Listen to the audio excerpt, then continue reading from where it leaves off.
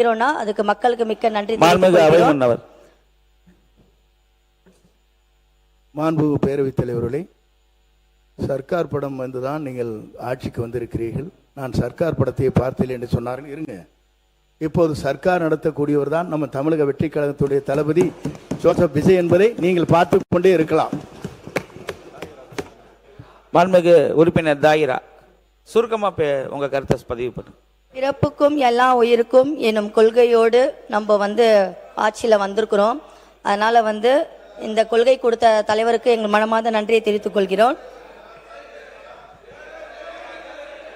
இப்படி போட்டீங்கன்னா நான் கேட்கணும்னு அர்த்தம் கிடையாது. நீங்க சுருக்கமா முடிங்க. இல்ல நீங்க உட்காருங்க. இல்ல என்ன இல்ல நானும் பாக்குறேன். எல்லாருமே கோரஸா கத்துனீங்கன்னா அவங்க புதுசா வந்திருக்காங்க. அவங்க கருத்தை பதிவு பண்ணுவாங்க. எங்க எனக்கு நீங்க சொல்லி கொடுக்க கூடாது. நீங்க உங்க கருத்தை பதிவு பண்ணுங்க. நீங்க உட்காருங்க. முதல்ல சீட்ல உட்காருங்க. மாண்புமிகு கொறடா அவர்கள், மாண்புமிகு முன்னாள் தமிழக வெற்றி கழகத்தின் கொறடா அவர்கள், உங்களுடைய மாண்புமிகு அவை முன்னவர், மாண்பு பேரவைத் துணைத் தலைவர் அவர்களே, அண்ணா கொறடா மாண்பு இல்ல மாண்பு பேரவை துணைத் தலைவர் அவர்களே, அருள்கூர்ந்து உங்களிடத்தில் கேட்டுக்கொள்வது, ஒரு இஸ்லாமிய சமுதாயத்தை சார்ந்த ஒரு பெண்,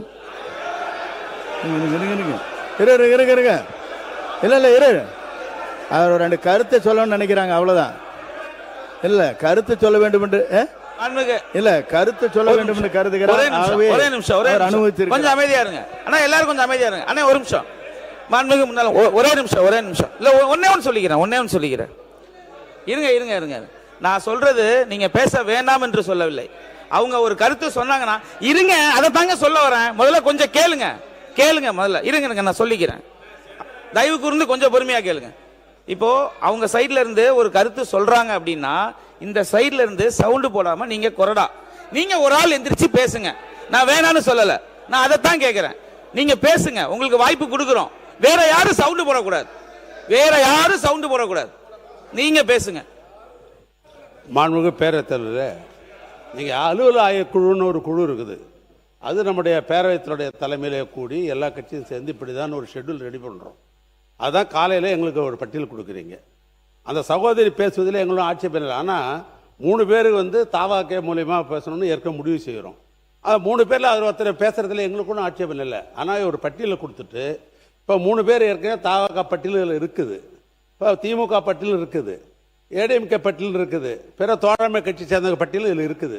ஆனால் ஏதாவது பிரச்சனைன்னு சொன்னால் ஒரு கிளாரிஃபிகேஷன், அவங்கள பேரிட்டு குறிப்பிட்டிருந்தாக்கா நான் ஒரு கிளாரிஃபிகேஷன் கேட்குறேன் அப்படின்னு சொல்லலாம். ஒரு பாயிண்ட் ஆஃப் ஆர்டர் கேட்டு அதுக்கு பதில் சொல்ல கூட தவறில்லை. ஆனால் அவங்களுக்கு பேசுறதுக்கு மானியத்தில் பேசுங்க என்ற அனுமதி என்பது அந்த பிசினஸ் அட்வைசரி அர்த்தம் இல்லை. ஒன்று கேட்டுங்க சொல்லுங்க. அன்னைக்கு 7:15 வரைக்கும் அசம்பிளி நடந்தது. இப்போ ஆளுங்கட்சியில் இருந்தவர்கள் இருந்தாலே நாங்கள் எல்லாமே உட்காந்துருந்தோம். நான் அன்றைக்கி அட்டெண்டன்ஸ் எடுத்தேன். எங்கள் ஆளுங்க எவ்வளோ பேர் உட்காந்தாங்கன்னா அன்றைக்கி 53 பேர் உட்காந்தோம் நாங்கள் 7:15 மணி வரைக்கும். ஏன்னா அமைச்சர்கள் பதில் சொல்கிறாங்க, 3 அமைச்சர் அதை உட்காந்து கேட்டுட்டு போன்ற பொறுப்புணர்வோடு தான் நாங்கள் இருந்து உட்காந்துருக்குறோம். இப்படி இடையில் நீங்கள் உங்கள் இஷ்டத்துக்கெல்லாம் நுழைச்சி விட்டீங்கன்னா என்ன ஆகுன்னு கேட்டிங்கன்னா 7:15 கூட இன்றைக்கி முடியுமா? ஏன் இத்தனை பேர் ஏன்னாக்கா எவ்வளோ நேரம் நாங்கள் உட்காந்துருக்கணும், முது வலி வருது, இடைப்பட்ட காலங்கள் இப்படி விட்டுன்னு போனால் டைம் என்னான்றதுக்காக தான் வழி, வேற ஒன்றும் இல்லை. அதனால் அவங்களுக்கு ஏதாவது இங்கே சொன்னதில் அவங்க பேர் சொல்லியிருந்தாலோ ஏதாவது கிளாரிஃபிகேஷன் கேட்கலாம் மொழிய இதில் இடைச்செருகளை வச்சு நம்ம பேச அனுமதிக்கிறது அதுக்கு முன்னுதாரணம் இல்லை. நான் சொல்றேன் தம்பி, புரியுது. சாரி துணைத் தலைவரை, அதான் இதுக்கு முன்னுதாரணம் ஏற்கனவே இல்லை. அதனால நீங்கள் அவை முன்னவர் இவ்வளவு நாள் இருக்கிற ஏதாவது அவங்களுக்கு ஏதாவது சொல்லணுமா இல்லையா? பிரச்சனையே உண்டாக்கி இருக்கிற நீ மாண்புமிகு அவை முன்னவர், பேரவைத் தலைவர் அவர்களே, மாண்பு துணைத் தலைவர் அவர்களே, மாண்பு துணைத் தலைவர் சொன்னதற்கு பிறகு நான் அதிலே கருத்துக்கள் சொல்ல, நீங்களும் சொன்னதற்கு பிறகு கருத்துக்கள் சொல்ல விரும்பவில்லை. இதே நம்முடைய அவைத்தலைவராக இருந்த துரைமுருகன் அவர்கள் துரைமுருகன் அவர்கள் ஒரு தடவை பேசுகிற போது உங்களுக்கு தெரியும் நினைக்கிறேன், பெண்களுக்கு முக்கியத்துவம் கொடுத்து கொஞ்ச நேரம் பேசின என்ன தப்புன்னு சொன்னார். ஒரே நிமிடம். இப்ப அவர் ஒரு கருத்து சொன்னார். இப்போ அவை முன்னவர் ஒரு கருத்து சொன்னார். நீங்க எந்திரிச்சு ஒரு ஆள் பேசுங்க. மாண்புமிகு முன்னாள் அமைச்சர் கே.என். நேரு அவர்கள், மாண்புமிகு முன்னாள் மித்தவங்களை உட்கார சொல்லுங்க, மித்தவங்களை உட்கார சொல்லுங்க, மித்தவங்க அட்ரஸ் பண்ணுங்க. இல்ல இதுதான் தவறுங்க. மாண்பு பேரவை துணைத் தலைவர் அவரோட அவை முன்னவர் அவர்கள் பெண்களுக்கு முக்கியத்துவம் தரணும்னு சொன்னார். நீங்க எங்களுக்கு கொடுக்கறதுல ஆட்சேபணம் இல்லை. தாவேகா உறுப்பினர் சார்பா 3 பேத்தையுமே பெண்களை பேச சொல்லுங்க. நாங்களா வேணாங்கிறோம், நீங்க புதுசா இல்லைன்னா எங்களுக்கு ஒரு ஆளுக்கு வாய்ப்பு கொடுங்க மறுபடியும். அப்ப அதிமுகவுக்கு ஒரு ஆளுக்கு வாய்ப்பு கொடுங்க, பாட்டாளி மக்கள் கட்சி ஒரு வாய்ப்பு. அவை முன்னவர் மத்தவங்க சத்தம் போடாதீங்க. நீங்க உங்க கருத்தை சொல்லுங்க. மாண்புமிகு எதிர்க்கட்சியுடைய துணைத் தலைவர் முன்னாள் அமைச்சர் அவர்கள் பேசுகிற போது சொன்னார்கள். இது நான் இந்த கருத்தை எதுக்காக சொல்றேன்னா, இதே சட்டமன்றத்தில் முன்னாள் அவைத்தலைவராக இருந்த நீர்வளத்துறை அமைச்சர் இந்த கருத்தை சொல்லியிருக்கான்னு சொல்லியிருக்கேன். முன்னாள் அமைச்சர் ஏமா நீங்க மென்ஷன் மட்டும் பண்ணுங்க, புரியுதுங்களா? மென்ஷன் மட்டும் பண்ணுங்க. ஏதாவது விஷயம்னா மென்ஷன் பண்ணுங்க, இல்லைன்னா உங்க டைம் வரும்போது நீங்க பேசுங்க. பேசுறதுக்கே கொடுக்க மாட்டேங்கிறீங்க தலைவர், ஒரு 5 நிமிஷம். சரி, மாண்புமிகு உறுப்பினர் கா வைத்தியலிங்கம், மாண்புமிகு உறுப்பினர் கா வைத்தியலிங்கம். மாண்புமிகு பேசுறதுக்கு வாய்ப்பு கொடுங்க, பேசிட்டோம்.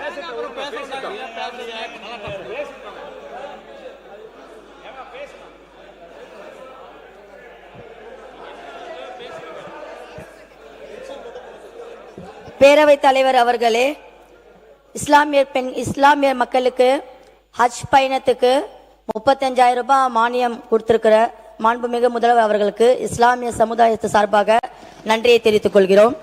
அது மட்டும் அல்லாம சில கோரிக்கைகள் நாங்க கொடுத்துறோம், அமைச்சருக்கு நம்ம சொல்லிடுறோம். நீங்க லெட்டர்ல எழுதி கொடுத்துருங்க. இல்ல ஒரு 2 இது கொடுத்துறோம். கொஞ்சம் ஏங்க பேசுவீங்க? சிறுபான்மை சமுதாய மக்களுக்கு உங்க சவுண்ட் தான் அதிகமா வருது. அவைய கண்ணியமா நடத்த நீங்க தான் உதவி. மேலும் பள்ளி வாசல்களில் உள்ள கொஞ்சம் சைலண்ட் இருங்க. மேலும் பள்ளி வாசல்களில் உள்ள பேசாதீங்க. உமாக்களுக்கும் ஹஜ்ரத்துகளுக்கும் அரசியல் சார்பில் குடி இருக்க வீடு கட்டி தர வேண்டும். பிறப்புக்கும் எல்லா உயிருக்கும் கொடுத்திருக்க கொள்கையோடு உரிமையோடு நாங்கள் கேட்டுக்கொள்கிறோம். எங்களுக்கு உரிமையும் கேட்கிறோம், எங்களுடைய அத்தியாவசிய பொருட்களையும் நாங்கள் கேட்டுக்கொள்கிறோம். இஸ்லாமியர்களின் பாதுகாவலராக எங்களுக்கு ஒரு பிரச்சனைனா முதல் குரல் கொடுத்தவர் எங்கள் தலைவர் தளபதி மட்டுமே. இது எங்கள் உரிமை, எங்கள் உரிமையோடு நாங்க கேட்டுக்கொள்கிறோம்.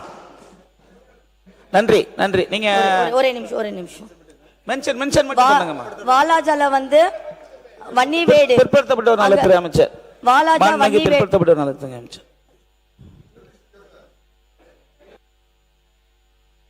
அமைச்சர் பேசுங்க,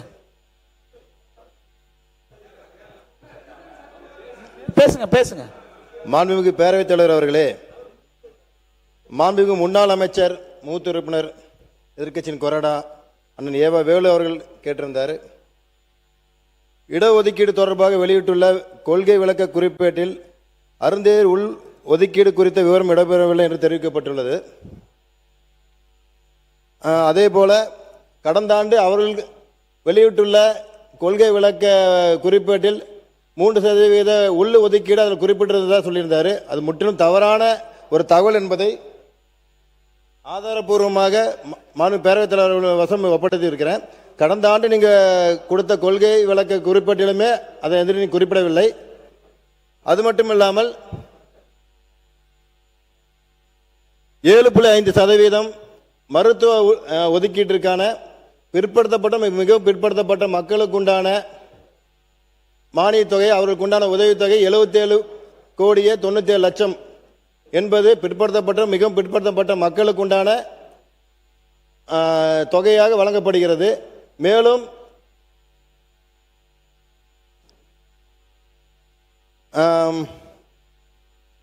சமூக நீதித்துறையின் சார்பாக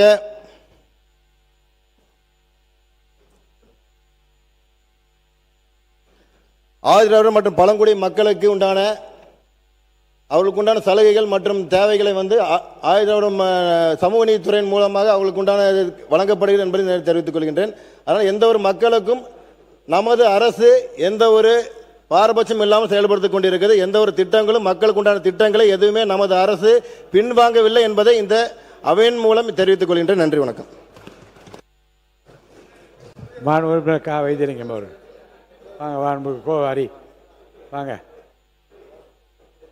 மாண்புமிகு பேரவைத் தலைவர் அவர்களே, அன்பு சகோதரி மாண்புமிகு சட்டப்பேரவை உறுப்பினர் அவர்கள் இஸ்லாமிய சமூகத்திற்கு எல்லாம் எங்கள்